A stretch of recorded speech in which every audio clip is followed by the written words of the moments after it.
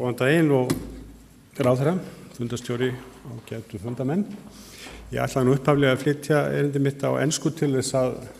greiða fyrir samræðu sem við væntanlega eigum hér á eftir en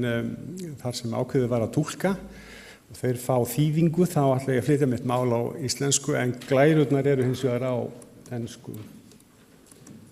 Nú sjá, þú eitthvað vesinn hér með. Fyrst langar mig að fara örfáum orðum Evrópuráðssamninginn sem að gjarnan vísað til sem Lanzarote-samninginn. Ég var nú þess heiðursaðnjótandi að taka þátt í gerð hans og jafnframt hinum leiðbeinandi reglum barnvinsamlegt réttarkerfi. Og mig langar aðeins að draga það fram eins og hér hefur komið fram að hér eru mjög heildstæðan samningaræða og engan hátt þá einskorðast hann við refsiréttarleg atriði, heldur hann mjög víðtækur og tekur til raunverulega málsmeðferðarinnar frá því að mál uppgötvast og í rannsóknarfasa og að sjálfsögðu meðferð máls fyrir réttarvörslukerfinu en jafnframt til ýmissa þátta annarra eins og þess stuðnings og hjálpar sem að þolendur eiga rétta og þar fram til götunum. Og það eins með reglur Evrópuráðsins barnvinsamleg réttarkerfi að það byggja á nákvæmlega sama sömu hugsun. Þetta að ræða heildstæða samninga eða samþykktir sem að taka til málan í öllum sínum margbreytileika og heild. Það sem að kannski ég vil draga fram sérstaklega í byrjun, það það að það meginreglur sem að finna í Lanzarote-samningnum, sérstaklega það sem að lítur að þeim þáttum sem að við höfum í okkar störfum hér innanlands reynt að halda fram og byggja okkar kerfi á og þar kannski fyrst og fremst að ræða þetta sjónarmið þverfagleg viðbrögð og þverfaglega nálgun þessa viðfangsefni og við sjáum það allstaðar í gegnum samninginn hversu gríðarlega áhersla lögð á þetta að allar stofnanir samfélagsins sem að hafa hlutverki að gegna að þessu leyti að annast meðferð kynferðisbrotamála þær vinni saman og samhæfi sín verk bæði á sviði forvarna, á sviði verndar barna, á sviði íhlutunar, rannsóknarmála og þar fram til götunum. Sú áhersla sem jafnframt lögð á mikilvægi rannsóknar viðtala og faglegrar framkvæmdar við rannsóknmálana jafnframt afskaplega þýðingamikið að mínu viti. Þar sem að við öll vitum og það vel þekkt að framburður barnsins, frásögn barnsins sjálfs algjör lykill að því að málið hljóti framgang ekki bara á sviði réttarvörslukerfisins, heldur ekki síður á sviði barnaverndarinnar til þess að megi að koma barninu sem hjálpar og veita því viðeigandi stuðning og hjálp. Þannig að þetta eitt annað einkenni þessa samnings. Og þetta sérstaklega áréttað jafnframt í hinum leiðbeinandi reglum Evrópuráðsins sem að kannski fara meira út í svona einstaka þætti viðvíkjandi framkvæmdina. Raunar það þannig að á síðustu árum þá hefur Evrópuráðið gefið út nokkuð margar leiðbeinandi reglur eða tilmæli til dæmis barnvinsamlega félagsþjónustu sem það nýjasta núna frá því í nóvember síðastlinn barnvænlega heilbrigðisþjónustu og þar fram til götunum og vinnan í þessu leyti hún hefur gjarnan miðast við það að aðgerðabinda eða þýða sem sagt þau grundvallarréttindi sem að finna í barnasamningi Sameinuðu þjóðanna inn í það samhengi sem að ræða. Þannig að þarna lagt til grundvallar þau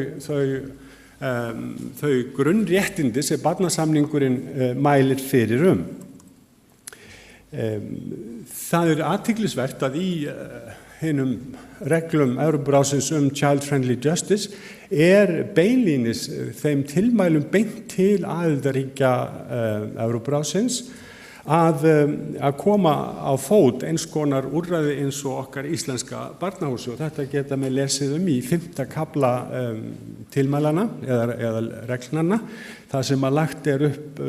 eða þeim tilmælum beint til aðildarríkjanna að koma á fót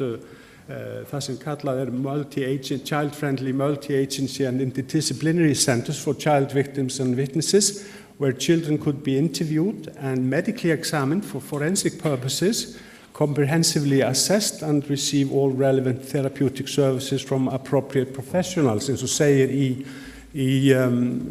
reglunum. Og þetta náttúrulega að sjálfsögðu lýsingin á okkar barnahúsi og ég held að við getum verið mjög stolt af því hversu mikla vikt það hefur fengið í þessari umfjöllun allri saman. Nú hliðstætt ákvæði að finna í tilmælum Evrópuráðsins barnvænlega félagsþjónustu. Ef við lítum á svona samfélagsvitundina varðandi kynferðisbrot gegn börnum og þá sjáum við og það virðist vera að samfélög gangi gegnum svona ákveðin stig viðvíkjandi þetta og ég held að okkar ágæti ráðherra hafi lýst þessu fyrsta stigi ákaflega vel hér í sínum inngangsorðum þegar hann fjallaði þaggunina. Og ég minnist þess að það akkúrat í 30 ár síðan að ég hóf störf við barnavernd og ég minnist þess þegar fyrsta málið af þessu tagi kom inn á borð árið 1982 að við vorum gjörsamlega ráðvillt það með hvaða hætti við ættum að bregðast við og ég held að það síðasta sem að okkur datt í hug á því tímamómenti það var að fara að ræða við barnið. Það hefur náttúrulega gríðarlega margt breyst síðan og við sjáum raunar, og þetta ekkert sér íslenskt fyrirbæri, það nánast öll samfélag sem gangi í gegnum þetta að smá saman eftir því sem þekking og vitur samfélagsins eykst á þessu sviði þá færust við yfir í svona annað stigi sem svona stig samfélagslegar viðurkenningar. Það sem við viðurkennum tilvist þessara brota en við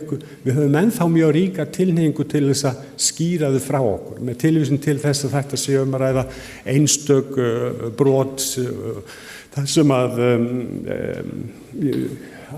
truflaðir menn eru ábyrgir fyrir og þetta það er svona reynt að líta framhjá því að þetta er samfélagslegt vandamál að ræða og það er þá fyrst þegar við viðurkennum hérna samfélagslegu ábyrgð og skiljum það að kynferðisbrot gegn börnum eiga sér samfélagslega rætur sem eru líkleg til þess að ná árangri og ég held að við höfum verið á svona sæmilega góðri ferð svona síðustu 10-15 árin að frá þessum ólíku stigum og við séum svona farin að nálgast þetta eftirsóknarverða stig þar sem að við viðurkennum þennan samfélagslega grundvöll og viljum axla þessa ábyrgð. Það má segja að með stofnun barnahússins okkar að þá hafi orðið viss þáttaskil og það byggir á sjálfsögðu á barnasamningnum sérstaklega 3. greininni sem mælir fyrir það að stofnanir samfélagsins óháð því hvers eðlis þær eru, hvort það séu stjórnsýslulegs eðlis hvort ræða löggjafann eða dómstólakerfið að því beri að setja hagsmuni barna í fyrsta sæti og það að sjálfsögðu grundvöllurinn að þessari hugmynd að barnahúsinu að þessir aðilar vinni allir saman og svona það nú upplagt þar sem að miða við að í stað þess að barnið þurfa að aðlaga sig að þörfum hinnar ólíku stofnana í samfélaginu að þá vinni stofnanirnar saman þannig að þær lagi sig að þörfum og bestu hagsmunum barnanna. Hjartað í þessu starfi að sjálfsögðu þessi rannsóknarviðtöl sem eru framkvæmd eftir ákveðnum prótokól sem hefur verið þróaður eftir vísindalegum aðferðum en jafnframt að ræða heildstæða meðferð og þjónustu sem að þolendur fá. Það mjög athyglisvert og lærdómsríkt að líta til þess hvernig þetta umhverfi í þessum málaflokki hefur breyst á þessum árabili sem barnahúsið hefur starfað. Það sem að gaf nú tilefni þess að við áttum frumkvæði því að koma því á fót var rannsókn sem að Barnaverndarstofa gerði vegna umfangskynferðisbrota á árabilinu 1995 til 1997. Þannig að við höfum mjög góðan grunn til að byggja þennan samanburð á. Og ég gerði það svona til fróðleiks að taka saman tölulegar upplýsingar, það nýjustu sem mögulegt var að fá til að bera saman umfangið í þessum málum á þessum rúman áratug sem þarna að ræða. Og það athyglisverð mynd sem við fáum þegar við skoðum þessar tölur. Nú stendur nú eitthvað á sér hér. Hér sjáum við í rauninni þróunina eins og hún hefur verið, þarna miða ég við árin 2006 til 2008, 3 ára tímabil til að bera saman við árin 2005 til 2007. Það hefði verið hægt að taka nýri tölur, en það var breyting á sakamálalögunum sem tók gildi 1. janúar 2009 sem fól í sér yfirheyslur yfir skýrslutaka 15 til 17 ára. Hún fluttist yfir til lögreglu og það liggi ekki fyrir nákvæmar upplýsingar umfangið af hálfu lögreglunar frá þessu tíma, það sér 2009 til 2011, þannig ég verð að styðjast við þessi ár til að fá fyllilega samanburðarhæfar tölur. Og það mjög merkilegt þegar við lítum á þessa þróun, og það það í fyrsta lagi að málastokkurinn, fjöldi þeirra mála sem að koma til rannsóknar af barnaverndaryfirvöldum, lögreglu og svo framvegis, að hann hefur hvorki meira né minna tvöfaldast. Að málafjöldin hefur farið úr tæplega 370 málum í 740. Og ef við fylgjum þessari þróun, þá ein mjög þýðingamikil breyting og hún svo að barnaverndarnefndirnar hafa núna aðkomu að öllum þessum málum, 100%, en áður var fjórðungur þessar mála í kerfinu einhvers staðar án vitneskju barnaverndarnefndanna. Hlutfallið sem að síðan fer áfram í meðferð réttarvörslukerfisins hefur kannski ekki óskaplega mikið breytt, ekki hlutfallið sjálft, en það kannski ekki við því að búast vegna þess að málafjöldin hefur aukið svo gríðarlega. Þetta getum við betur séð á næstu mynd og það athyglisvert að skoða sérstaklega afdrifin í réttarvörslukerfinu. Stendur við þarna, já. Ef við fylgjum þessu áfram þar, að þá sjáum við að fjöldi þeirra mála sem að eru til meðferðar og til rannsóknar af hálfu lögreglu í sakamálarannsókn hefur á þessu tímabili tvöfaldast. Og það sem að jafnvel enn athyglisverðara, og það það að fjöldi mála sem að ákært í hefur þrefaldast. Og núna það þannig að ákæru hlutfalli, það helmingur mála sem fer áfram fyrir dóm af þeim málu sem koma til ríkissaksóknara, en þetta hlutfall var einungis 1/3 á fyrra tímabilinu, þannig að þarna hefur orðið gríðarlega mikil breyting. Og það sem að jafnvel enn athyglisverðara fjölgun sakfellinga. Við sjáum að fjölgun sakfellinga hefur verið veruleg, það eru hlutfallslega helmingi fleiri fyrirgefið, það hlutfallslega í tölum sér, þá það helmingsaukning, það 108 sakfellingadómar samanborið við fyrra tímabilið. En það sem athyglisvert það að hlutfall málana, hlutfall sakfellinga hefur farið mjög lækkandi, eða lækkað talsvert. Og margur kynni nú að halda að það væru vondar fréttir, en það held ég að séu heilbrigðismerki. Því að það segir okkur bara að á fyrra tímabilinu að það var einungis ákært í málum sem að voru nánast bonliggjandi og sakborningur játaði sök, sakfellinga hlutfalli var það bil 96%. En núna þetta hlutfall orðið svona eðlilegt og í eðlilegu samræmi við hlutfall annara brotaflokka. Það nú eitthvað að vera hérna að þessum búnaði. En sem sagt til að stytta þetta, þá held ég að við sjáum að það eru veruleg merki framfarir á þessu tímabili. Við að uppvötva miklu fleiri mál, rannsaka miklu fleiri mál, ákæri miklu fleiri málum og sakfella heldur en var á fyrra tímabilinu. Og ef við skoðum þetta út frá faraldsfræðilegu sjónarhóli, að þá hefur tíðnin aukist helming eða úr 1,5 til 3,1 ef við notum þessa hefðbundnu faraldsfræðilegu aðferðir til að rekna þetta út. En þetta í rauninni þýðir það að barn sem færist í dag, að það eru 3,1% líkur á því að það verði fyrir því að þurfa að gangi gegnum rannsókn vegna gruns kynferðisofbeldi. Þetta í rauninni mjög hátt hlutfall og ég nánast treysti mig til að fullyrða það að við erum ekki að finna neitt sambærilegt í öðrum ríkjum Evrópu eða annars staðar í veröldinni, en það líka segir okkur hvað við erum vel á vegi stödd, hvað snertir bara almennilega samfélagslega vitund og okkar möguleikum til þess að glíma við þessi mál. Nú, þetta allt frosið hér. Nú, ef við lítum á fleiri svona merki, heilbrigðismerki sem að við getum sett fingurinn á þessari vegferð svona síðustu ára, að þá erum við ekki bara að tala umfangið, magnmálana, fjölda þeirra sem að við erum að rannsaka og fást við, heldur verðum að leggja áherslu á gæði þeirra vinnu, þeirra miklu breytingar sem að orðið hefur á gæðum vinnunar og sérstaklega þessari svona barnvinsamlegu nálgun sem að ég held og treysti mig til að fullyrða að allir leggi sig fram svona í stórum dráttum að fylgja. Við höfum núna orðið heildstæðar verklagsreglur sem að gilda landið allt. Það ekki eins og áður var það sem að engin fagmennska var tryggð við meðferðina, allavega fullyrði það út frá allavega sjónarhóli barnaverndar og ég held að ég geti sagt að nokkuð leyti að það hafi gilt aðrar stofnanir líka.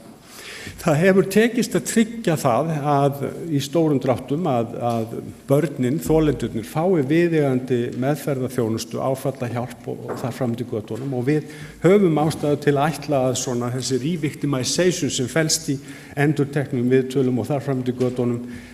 með svona endurteknum ófaglegum viðtölum að það sé meira eða minna liðin tíð. Ég held að ég geti fullyrt að það sé nú sem ekki var áður að það svona ríki nokkuð gagnkvæmt traust á milli fagfólks sem að vinna í þessu, hvort sem það á sviði barnaverndar, lögreglu, ákæruvalds eða dómstóla og við höfum safnað saman gríðarlegu magni upplýsinga og þekkingar á þessu sviði, bæði í sambandi við umfang og eðli brotana og líka í sambandi við málsmeðferðina alla og loks að sjálfsögðu gríðarleg breyting sem hafa orðið á samfélagslegri vitund í þessum efnum. Engir það þó langt í frá að við séum alveg með fullkomið kerfi og það þarf kannski engum að koma það óvart að ég taki hérna upp mál sem að mér hefur lengi verið hugleikið og það það að mér finnst vera frávik frá þeim grundvallarreglum sem til dæmis að finna bæði í Landsréttarsamningnum og í hinum barnvænlegu leiðbeiningum Evrópuráðsins og það sjálf skýrslutakanna börnum. Það þannig að skýrslutaka barna hér í Reykjavík hefur farið fram í dómhúsið þar sem hefur verið svona tekin prinsipafstaða að færa sér ekki í nið þessa barnvænlegu aðstöðu og sérfræði þekkingu í barnahúsi vegna skýrslutöku fyrir dómi. Og mér finnst þetta ganga í rauninni gegn þeim grundvallaratriðum sem sérstaklega að finna í þessum samþykktum Evrópuráðsins. Ég bendi sérstaklega framkvæmd án þess að meta í raun og veru aldur barnsins og þroskastig þess og svo framvegis að það skuli ekki vera tekið tillit til sjónarmiða foreldra barnsins og barnsins sjálfs við þessa framkvæmd og það gengur svolítið gegn þessari áherslu á participation eða þáttöku og að sjónarmið barnsins og aðstandenda þess skuli virt við málsmeðferðina og svo loks þá finnst mér þetta ganga gegn þeirri grundvallarreglu sem að finna í báðum samþykktunum og sérstaklega í þessum leiðbeinandi reglum þar sem að talað að umhverfi við skýrslutöku eigi að vera the most favorable settings and the most suitable conditions for children to give evidence. Mér finnst þessi framkvæmd að þegar að tekin svona prinsipafstaða til viðkvæms máls og þessa og ekki hvert sérstakt mál skoðað og metið sérstaklega að mér finnst það ekki bera gott bera vott vönduð vinnubrögð. Nú tímans vegna ætla ég ekki að fjalla þessi lagabreytingu 79 skýrslutöku hjá lögreglu, en ég vil þó undirstrika að ég held að lögreglan núna sé hafi tilengað sér mjög faglegt verklag við skýrslutöku og það hefur orðið náttúrulega stórkostleg breyting frá því sem var fyrir 10-15 ára síðan. Nú eru lögreglumenn yfirleitt þjálfaðir í því að taka skýrslur af börnum. Þó að ég sé nú frekar þeirra skoðunar að minnstakosti þegar að börn sem eru í viðkvæmri stöðu og berskjöldu að þá sé mjög þýðingamikið að það séu sérfræðingar á sviði málefnum barna sem þetta geri. En þarna álít ég að það þurfi svolítið að eiga sér stað samræð á milli lögreglu og barnaverndar við þá framkvæmd til að tryggja það að hagsmunum barnanna sé fyllilega gætt. Í þessum samhengi vil ég sérstaklega vekja athygli á tilmælum barnaréttarnefndar Sameinuðu þjóðanna sem eins og við þekkjum eftirlitsnefnd með framkvæmd barnasamningsins hér á Íslandi sem við yfirferð skýrslu Íslands í september núna liðnu ári beinir þeim tillögum í þeirra final conclusions eða concluding observations að það sem þið beinaði til íslenska stjórnvalda að hvetja dómstólana til þess að færa sér barnahúsið í nyt við þessa skýrslutöku. Mér langar í örstuttu máli að greina frá mjög merkri athugun eða rannsókn sem að rannsóknarstofnun í barna- og fjölskyldumálum hefur nýverið lokið sem að sýnir hvað ég hérna að tala um. Það var rannsókn á í raun og veru börnum og foreldrum þeirra sem að gáfu skýrslu annars vegar fyrir barnahúsi og hins vegar fyrir dómstólunum. Yfir 3 ára tímabil, það voru í úrtakinu 225 og 60% svörun og við sjáum að það alveg sama á hvaða sviði mælt Hérna mynd uppi reynsluna því að gefa skýrsluna og við sjáum að þetta rauða útkoman í barnahúsi og þar fyrst vísa til almennt ánægju með skýrslutökuna. Síðan afstæðan til þess sem að tekur skýrsluna, það spurt upplýsingar sem að viðkomandi fær fyrir skýrslutöku og svo aftur eftir skýrslutöku, hvort að skýrslugjöfin hafi verið erfiðari eða ekki, heldur en viðkomandi reiknaði með og hvernig viðkomandi leið eftir skýrslutökuna og við sjáum að öllum þessum þáttum sem eru mældir að það skora barnahúsið svona 20-25% hærra og ef við lítum á umhverfið og hvernig þau börnin sjálf og foreldrar þeirra meta umhverfið skýrslutökuna að þá munurinn miklu meiri. Þar færi í raun og veru dómhúsið fallengun eða 3 meðan barnahúsið kemur þokkalega vel út í því með rúmlega 7. Þannig að þarna erum við að sjá það svart og hvítu að þetta í rauninni, þetta mælanlegt og í samræmi við það sem við höfum lengi haldið fram að það í rauninni skylda okkar að taka skýrslu af börnum við bestu hugsanlegu aðstæður. Það skiptir máli ekki síst fyrir sjálfa útkomuna í rannsókn málsins að þetta sé gert því að þeim mun betur sem barninu líður við skýrslugjöfina, þeim mun meiri líkur á því að við fáum fulla og ítarlega tjáningu. Tími minn nánast á þrotum en ég vil bara segja það að lokum að það eru fjölmörg atriði sem að ástæður til að halda áfram samræðum í kjölfar þessara samþykkta Evrópuráðsins. Sérstaklega vil ég nefna forvarnirnar. Þar hefur mikið verk verið unnið og einkum og sérlega á vettvangi frjálsra félagasamtaka, ég vil nefna sérstaklega blátt áfram í þeim efnum. Það meðferð fyrir brotamennina sjálfa og þau mál eru alls ekki í nægjanlega góðu lagi hjá okkur og þar uppfyllum við faktist ekki þær kröfur sem að Lanzarote-samningin eða Evrópuráðssamningurinn gerir til aðgengi meðferðar fyrir gerendur í þessum efnum. Síðan það eftirlit með high risk eða sem sagt, þeim sem að haldnar eru barnagind á mjög háu stigi þó að samningurinn sem slíkur leggja ekki mjög afdráttarlausar kvaðir á aðildarríkin í þeim efnum þá enga síður held ég að þarna sé úrlausnarefni sem við þurfum að leysa og það hratt vegna þess að við vitum að það eru einstaklingar sem að hvað eftir annað brjóta af sér og samanber nýlega dóma í þeim efnum og þeir eru í rauninni gangandi tímasprengjur og það alveg óþarfi að láta það gerast að fleiri börn verði fórnarlömb þolendur í þessu tilviki vegna þess að við höfum þekkingu og úrræði sem reynst hafa vel erlendis og við getum tileinkað okkur til þess að gera bragarbót á í þessum efnum. Loks vil ég nefna trúnaðinn við börnin. Og það atriði sem Tjenja nefndi hérna áðan sem ég vil sérstaklega beina til dómarana og Barnaverndarstofa mun senda dómstólar á því erindi Við höfum séð það á undanförnu árum að menn eru að birta í dómunum sjálfu mjög viðkvæmar trúnaðar upplýsingar sem framkoma við rannsókn málana og ég nefni bara til dæmis síðasta tilviki dómur frá í nóvember þetta mál þar sem brotið var á barni á sjó á báti þar sem 4 skipsverjar brutu alvarlega á réttindi ungs drengs. Þar var jafnvel birt í niðurstöðu dómsins trúnaðar upplýsingar sem barnið gefur sínu meðferðaraðila í barnahúsi og þetta birt í dómnum og það tók fjölmiðla ekki nema örfáar klukkustundir eftir að dómurinn var birtur að staðsetja nákvæmlega hvar þetta hafði átt sér stað og þar með var fjölskyldan var allt orðið opið og það sem gerðist í kjölfarið þar sem að bloggararnir fóru á stað í bloggheimum og réðust að þessum föður og menn geta rétt ímyndað ykkur hvernig barninu hefur liðið við þessar aðstæður sem að tjái sig í trúnaði við sinn meðferðaraðila sína vanlíðan og það komið í fjölmiðlana og meira en það að þetta notað síðan til þess að ráðast af föðurnum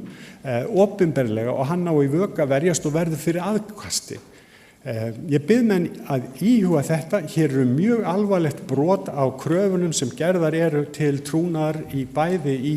Landsréttarsamningnum og líka einum barnvæðlegum reglum barnaverndarsamlegu réttarkerfi. Takk fyrir.